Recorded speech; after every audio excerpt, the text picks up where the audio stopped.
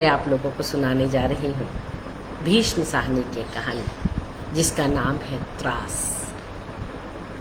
ये कहानी मुझे लगता है कि करीब करीब 60 के अंत में या 70 की शुरुआत थी उसमें लिखी गई होगी। बड़ा शहर की वो नहीं है। जब आप देखेंगे कि कहानी का जब वातावरण, देश काल और वातावरण देखेंगे तो ऐसा लगेगा कि वो छोटे से टाउन, कस्बे, इस तरह की मतलब उस जगह की कहानी है। मैंने ये इस बात इसलिए कही कि मारुति क्रांति आने के बाद गाड़ियाँ जिस तरह से बढ़ी, उससे ये अलग ढंग की कहानी है। उससे पहले की कहानी है ये।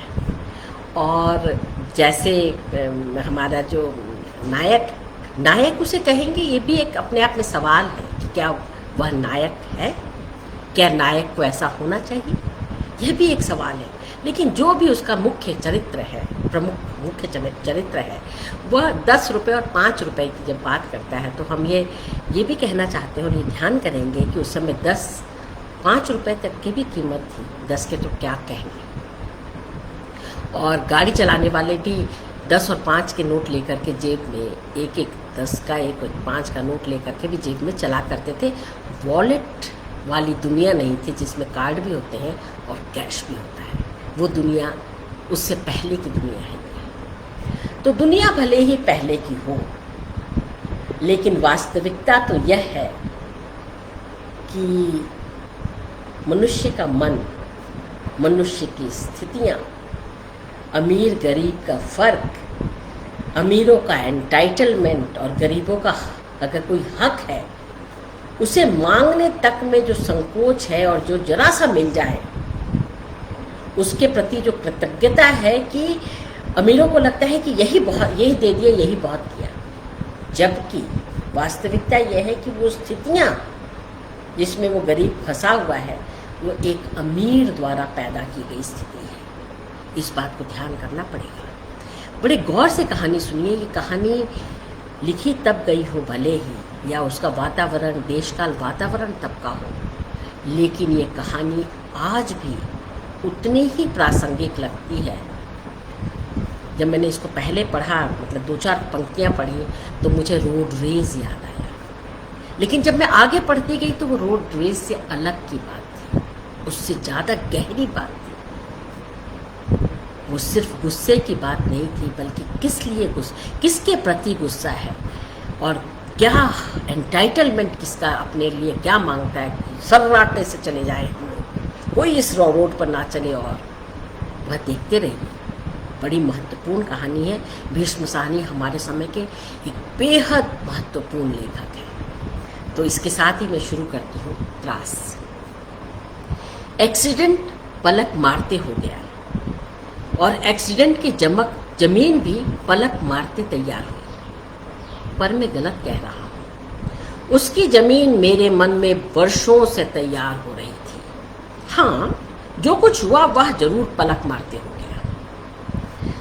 दिल्ली में, और ये बात दिल्ली की है, तो समझ लीजिए कि ये किस समय की बात है। संभवतः 6ठे दशक की बात है। दिल्ली में प्रत्येक मोटर चलाने वाला आदमी साइकिल चलाने वालों से नफरत करता है। दिल्ली के हर आदमी के मस्तिष्क में घृणा पलती रहती है और एक न एक दिन किसी न किसी रूप में फट पड़ती है। आज जिस दिल्ली को मैं देखती हूँ तो मुझे पढ़ने के बावजूद लगा था कि ये दिल्ली से बाहर की घटना है, लेकिन देखिए ये दिल्ली की ही घटना है। और दिल्ली तो वैसे भी हर तरह की जो सत्ता है उसकी नगरी है। दिल्ली की सड़कों पर सारे वक्त घृणा का व्यापार चलता रहता है। बसों में धक्के खाकर चढ़ने वाले, भाग भाग कर सड़कें लांघने वाले, भोंपू बजाती मोटरों में सफर करने वाले, सभी किसी न किसी पर चिल्लाते, गालियां बकते, मुड़ मुड़ कर एक दूसरे को दांत दिखाते जाते हैं। घृणा एक धुंध की तरह सड़कों पर तैरती रहती है। घृणा एक धुंध की तरह सड़कों पर तैरती रहती है। पिछले जमाने की घृणा कितनी सरल हुआ करती थी, लगभग प्यार जैसी सरल। क्योंकि वह घृणा किसी विशेष व्यक्ति के प्रति हुआ करती थी, पर अनजान लोगों के प्रति यह अमूर्त घृणा मस्तिष्क से जो निकल कर सारा वक्त वातावरण में जहर घोलती रहती है। वह साइकिल पर था और मैं मोटर चला रहा था। न जाने वह आदमी कौन था। मोटर के सामने आया तो मेरे लिए उसका कोई अस्तित्व बना, वरना असंख्य लोगों की भीड़ में खोया रहता, जिस पर मेरी तैरती नजर घूमती रहती है गाड़ी चलाते समय। दुर्घटना के ऐन पहले उसने सहसा मुड़कर मेरी ओर देखा और क्षण भर के लिए हमारी आंखें मिली थी। उसकी गंदली सी आंखों में अपने को सहसा विकट स्थिति में पाने की उद्भ्रांति थी। सहसा वे आंखें फैल गई थी। न जाने उसे मेरी आंखों में क्या नजर आ गया था।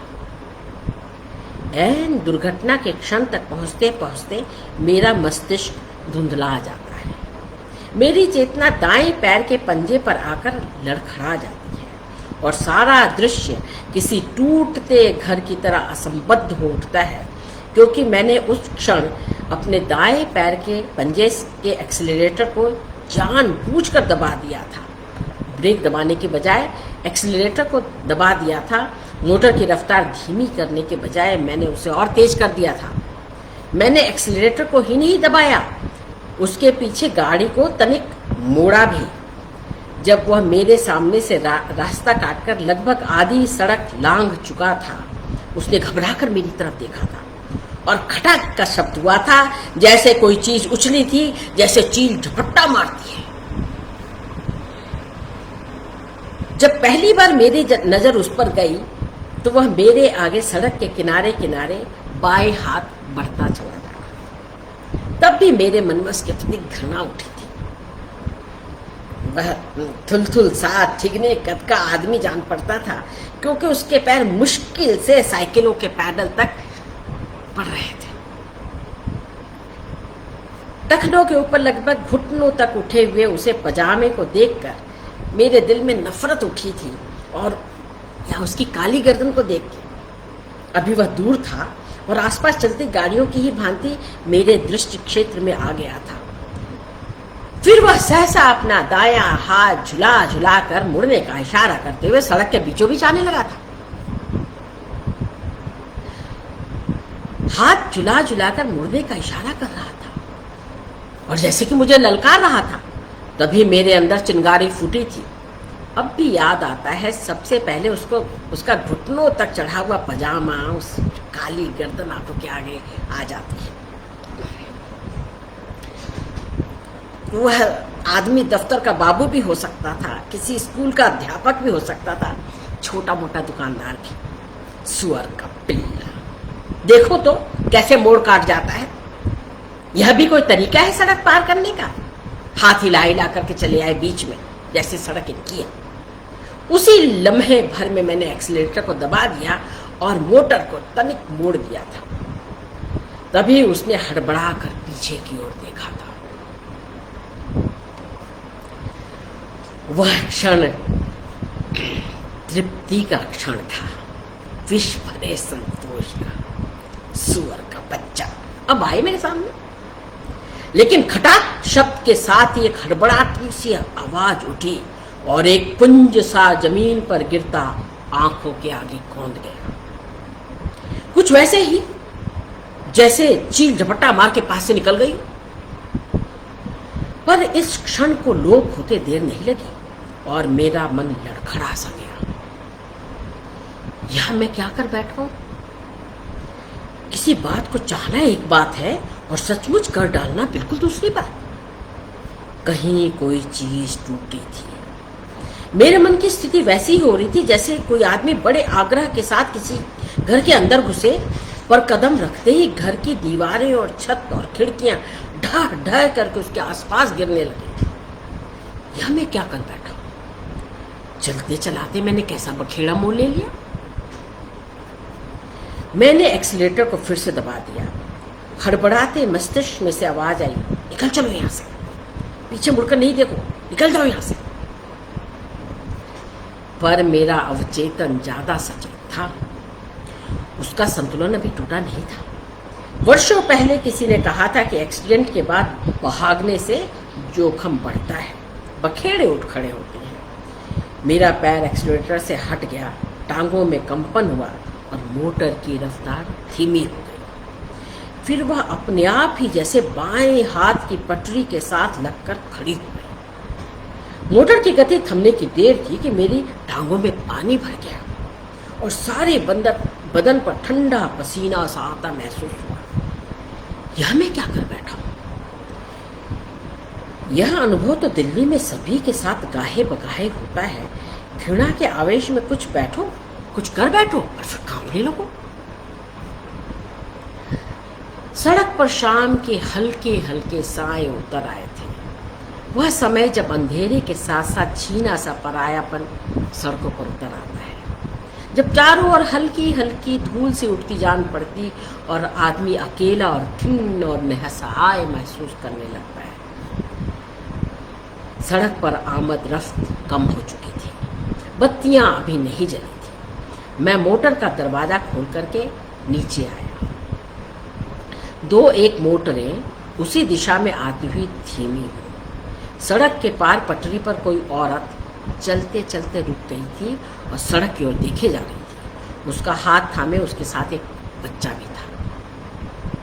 मैंने उतरते ही सबसे पहले आगे बढ़कर मोटर का बोनट देखा, बत्तियां देखी, पहलू को ऊपर से नीचे तक देखा कि कहीं कोई चिप तो नहीं पड़ा या खरोच तो नहीं आई या कहीं रंग उधड़ा नहीं, कहीं कुछ टेढ़ा नहीं हुआ था, मोटर को कहीं जख नहीं आई थी। फिर मैं तेवर चढ़ाए पीछे की ओर घूम गया,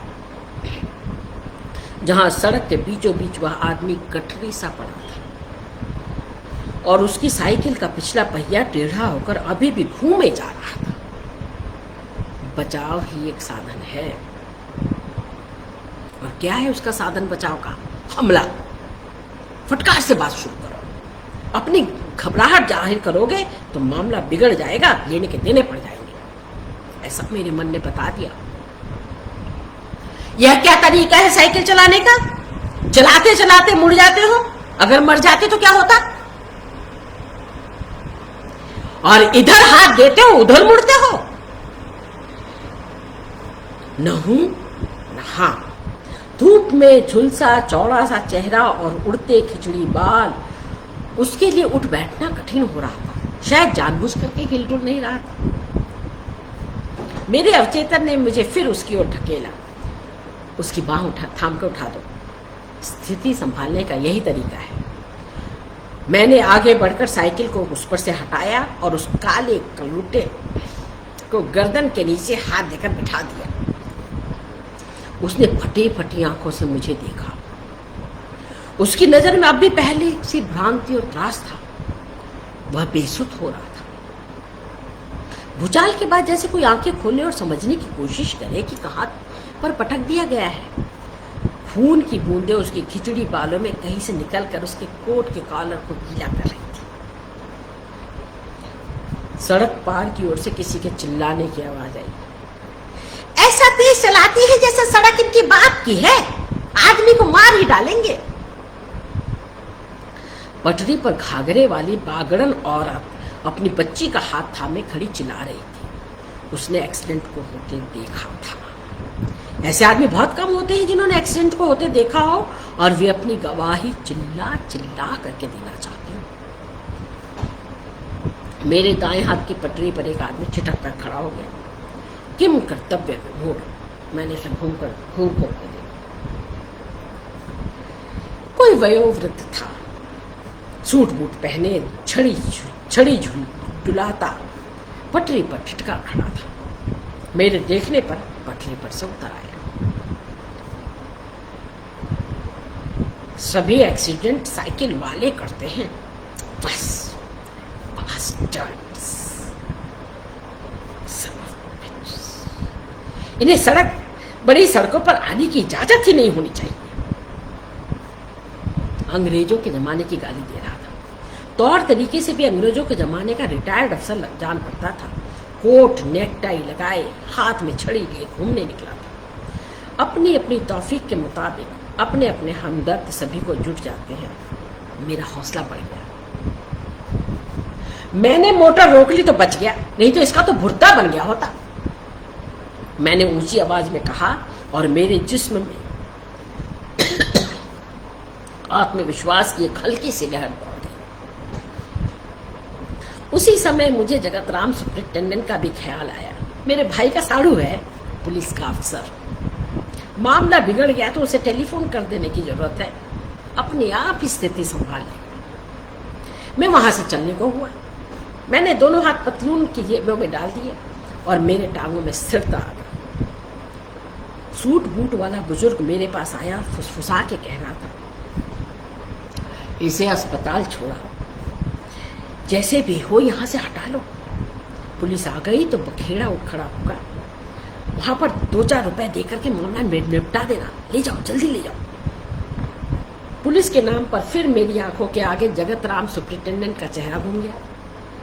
फिर से बदन में आत्मविश्वास की लहर दौड़ गई। मैंने आंखें घुमाकर उस काले कलूटे को देखा। वह दोनों हाथों में अपना सिर थामे वहीं का वहीं बैठा था। खून की बूंदें रिसना बंद हो गई थी और कॉलर पर चौड़ा सा खून का पैबंद लग गया था। कोई क्लर्क है शायद। कितने का आसामी होगा, कितने पैसे देने पर मान जाएगा।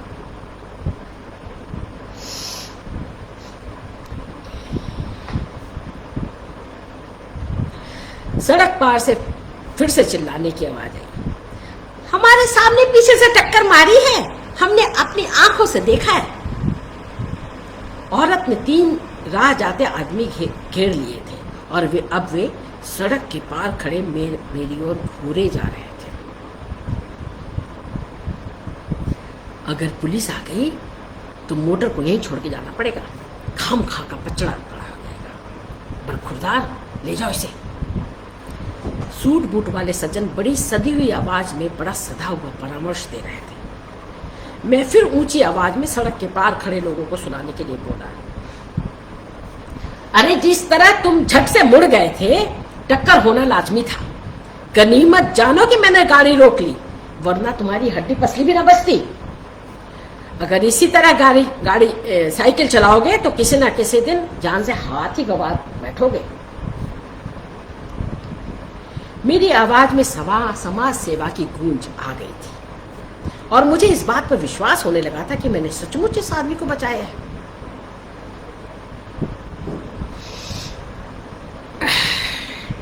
इसे गिराया नहीं। उस आदमी ने सिर ऊपर उठाया। उसकी आंखों में अभी भी त्रास छाया था, लेकिन मुझे लगा जैसे उसकी आंखें मस्तिष्क में छिपे मेरे इरादों को देख रही। त्रास के साथ साथ कृतज्ञता का भाव झलक आया था। मेरी मानो, इसे अस्पताल पहुंचा दो, बुजुर्ग ने फिर फुसफुसा कर कहा।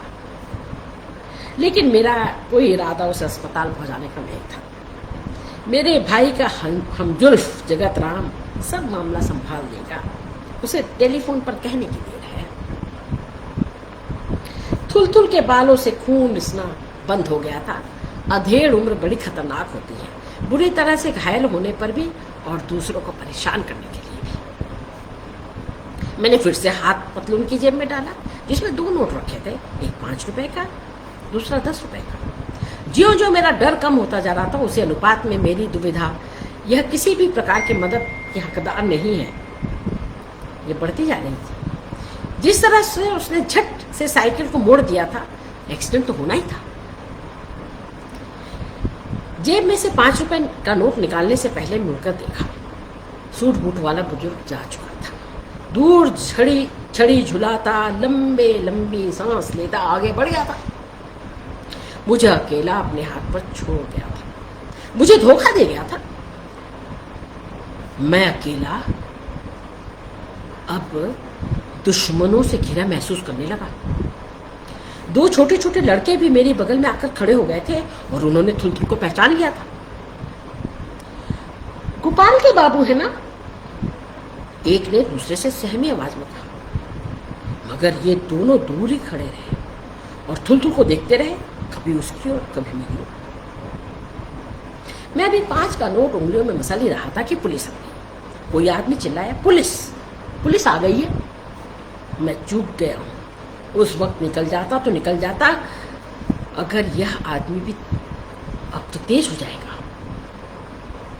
वावेला मचाएगा, पुलिस को अपने जख्म में दिखाएगा, साइकिल का टेढ़ा पहिया भी दिखाएगा, भीड़ इकट्ठी कर देगा, मुझे परेशान करेगा।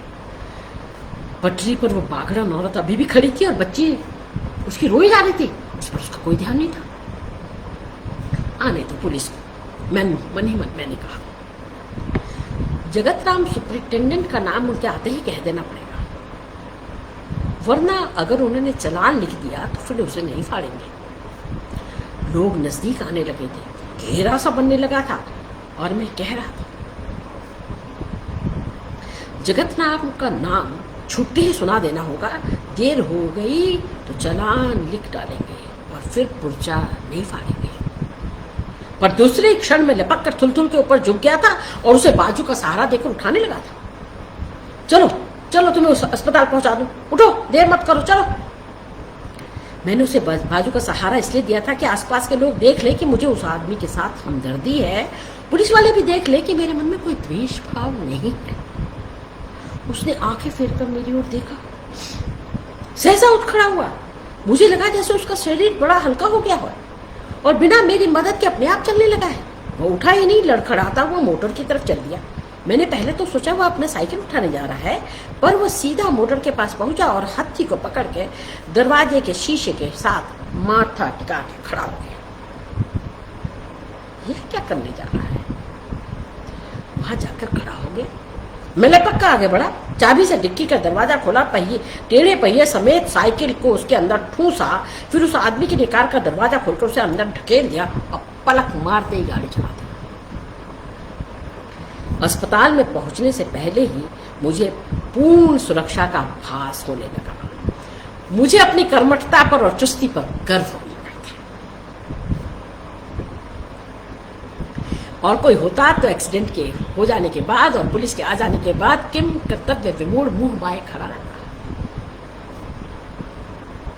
अब इसे अस्पताल के बरामदे में पटकूंगा और सीधा घर की ओर निकल जाऊंगा। मोटर चलने पर किसी ने गाली दी थी। 2 आदमी कार की ओर लपके भी थे। गाली मुझे दी गई थी या उस आदमी को मैं नहीं जानता, लेकिन मोटर बड़ी खूबसूरती से लोगों की गांठ को चीरती हुई सर करके निकल गई थी और अब मैं कैजुअलिटी वार्ड के बरामदे में खड़ा था और अंदर उसकी पट्टी हो रही थी। मैंने अंदर झांक कर देखा तो अधलेटे लेटे उसने मेरे सामने हाथ बांध दिए और देर तक हाथ जोड़े रखा। एक क्षीण विचित्र सी मुस्कान उसके चेहरे पर आ गई। क्षण भर के लिए मुझे लगा जैसे सिर के चोट के कारण वह पगला गया है।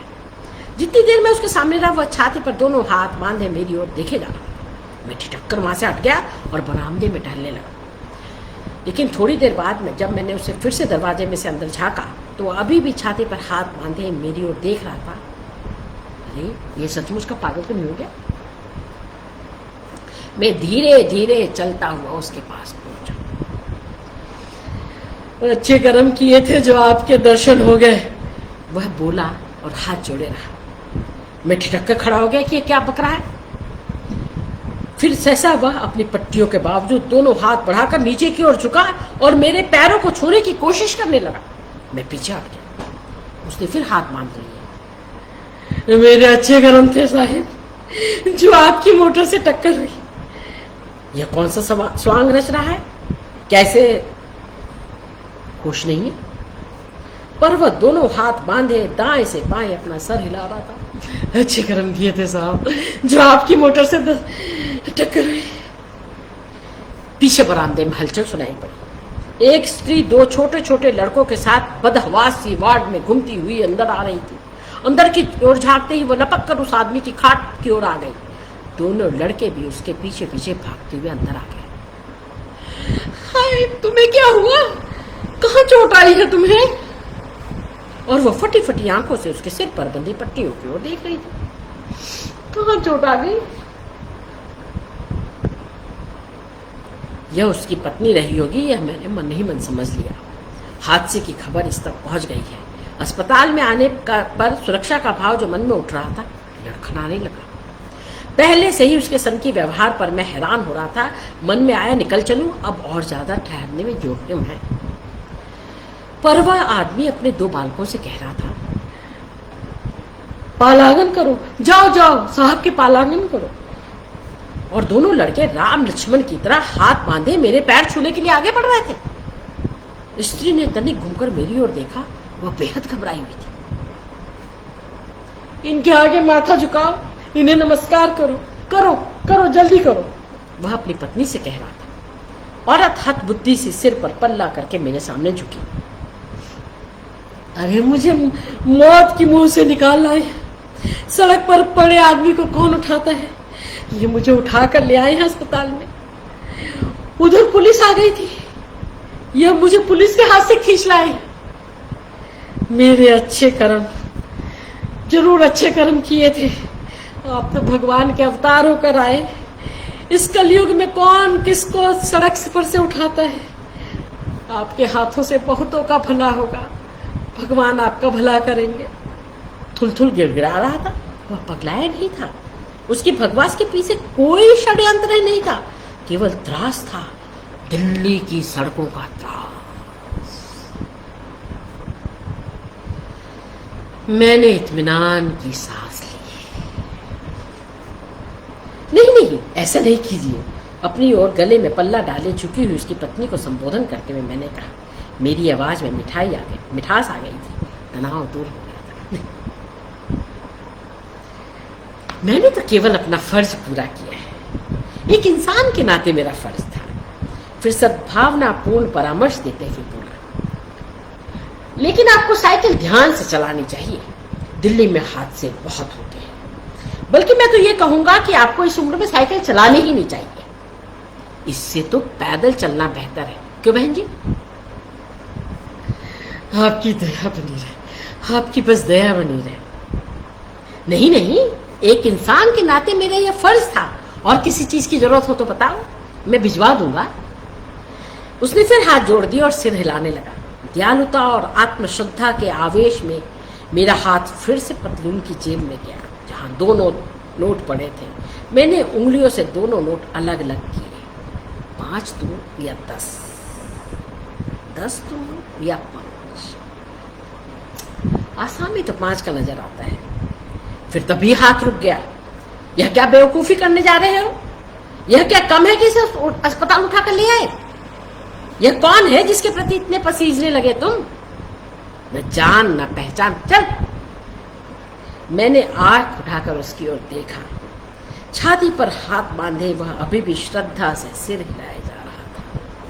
लिजी लसलसी सी श्रद्धा, जिसे देख करके मन में फिर से घृणा उठने लगी और मैं वहीं से बाहर की ओर घूम गया।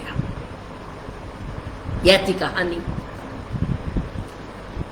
देखिए कितना साम्य है आज की हालतों में। अमीर लोगों का एंटाइटलमेंट, वो एक्सीडेंट भी कर दे तो उनको लगेगा गलती उसकी थी, और गरीब जरा सा दया दिखाते ही उसे लगने लगेगा जन जन तक कि गलती उसी ने की थी, इसीलिए उसका कोई हक नहीं, किसी पर हक नहीं। जो दया से मिल जाए, जो अमीर लोग हम पर थोड़ी सी दया बरसा दे, चाहे शब्दों से या जरा सा आटा चावल दाल दे करके या बच्चों के गाल थपथपा करके, उतने में ही वो लोग